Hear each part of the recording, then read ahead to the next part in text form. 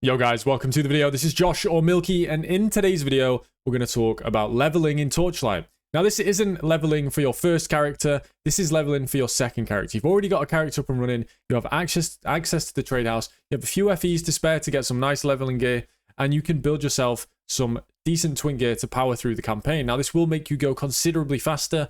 I normally do the campaign in about 2 hours. I can get to level 80 in one sitting, maybe a few hours. It's pretty straightforward, and all you need to do is take advantage of the things I'm going to show. Now, the video itself is going to be split into 3 sections. First of all being the items and how you acquire them. Second being the gems, and the third being a potential build you can use to level. Now, you can do this with everything, but I will provide what I typically do just for pure speed. Now, first of all, one important thing to note in the game here is that you have access to a stash, obviously, and your character can actually access this stash as early as level 4. Once you complete the tutorial, you can press T to summon a portal, go through that portal, and it will bring you to town. Come to the stash, and you can get out any items your other characters left for you. Now, I have a tab basically set up for my leveling items. I've taken some out to show you, but that's how you're going to do that. Now, the big thing, of course, is energy early on.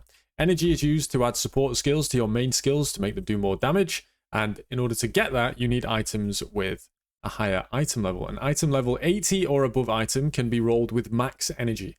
In this case, we're going to use a Glorious Journey. You want to pick this up. This is one of the most important items to start out with. It's level 1 requirement, and it can give you up to 122 energy. That's a massive boost in power early on. It also gives you some stats. You get some res, some reflection, some stats. There is another armor, but it's just not as good. It gives you nowhere near the amount of stats.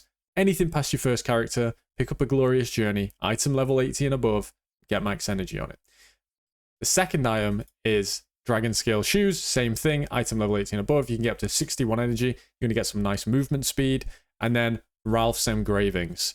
These will give you further as early as level 17, which is going to be a nice amount of crit so that you can go through the campaign a lot easier. So they're the 3 big ones. The chest, the boots are level 4, the gloves are level 17. This isn't going to be a super... I'm going to talk about every low-level item in the game. If you really want, you can go to the trade house, look in the unique section. Let's say we go to helmets, and you scroll all the way to the right-hand side. You can look at things like Rock Lizard Skull, or for Dex helmets. There aren't any, but there are plenty of other things you can look at, maybe Pierced, Cursed Armor. But you could just go to this side and have a look. But for the sake of the video, these are the 3 that I want to talk about. They're going to give you plenty of energy, and that's how you're going to get started with legendary items. Now, rare items are even better. And why is that? Well, some of the rare items in the game have a gear requirement level 1, but they can be rolled with tier 1 modifiers. So as you can see for this ring, it has tier 1 cold damage added to attacks and spells, and then some flat lighting, and I could enchant on some further damage. How you're going to get these is you're going to go to the trade house, into the advanced section, scroll down to rings, click base gear here on the right, scroll all the way down, and you're going to be met with 3 options. These are going to be heated, frozen, and Thunderbane ring, all of which require level 1. Select one and type here, attacks and spells, search, scroll down a little bit, and you're going to be met with fizz, fire, cold, lightning added to spells, attacks and spells. Any of these will suffice. For the sake of the video, let's go with fire. We'll say 30. Does it actually go up this high? It does.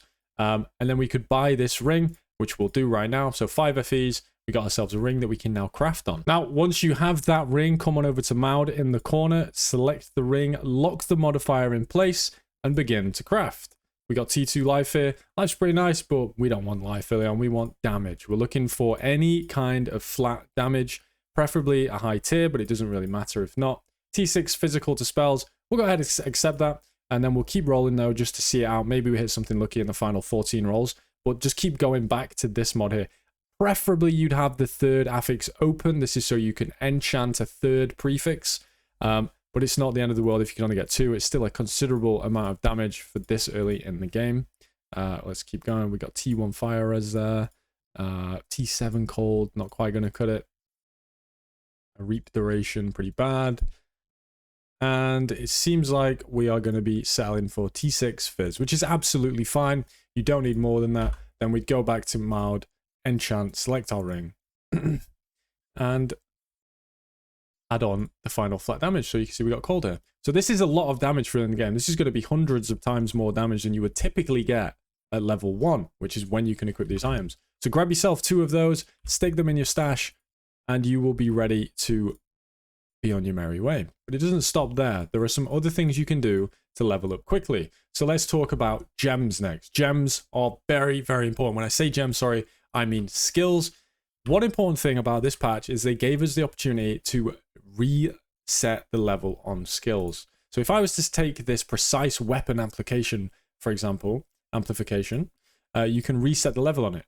Set it to level 1, and look at this. Gear requirement level 1. I can equip this on a level 1 character. My level 1 character can have auras, and we're going to have plenty of energy to spend on these auras. Brilliant. So we can equip auras at level 1, and this goes for support skills, active skills. So you're going to want to go and basically get an entire character's worth of skills, de-level them, throw them into your stash, and again, come and collect them on that next character. Now, some characters don't get access to things like melee weapons, or some characters don't get access to bows or guns, so you need to be selective in what you level a character as. You're not really going to want to level a spellcaster as a melee character. You can, but it's not ideal, so you kind of want to have something in mind that you're going to do. Otherwise, you're going to be waiting until later into the game so you can get those weapons. So that's skills and items out the way. Now we'll talk about what I typically do. On melee characters, it's always Gloomy. Level 12, grab Gloomy, go straight into God of Might to get this node right here that reduces my attack skill cost by 10. I have 0 attack cost. I have God of Might. I'm going to be able to get Tenacity and potentially go into Sacrifice later on, which is going to make me really fast throughout the campaign, just because I have all those Tenacity blessings. And that's it. Then you're just going to speed through. It's going to be absolutely fine. For spells, it's a bit of a different deal.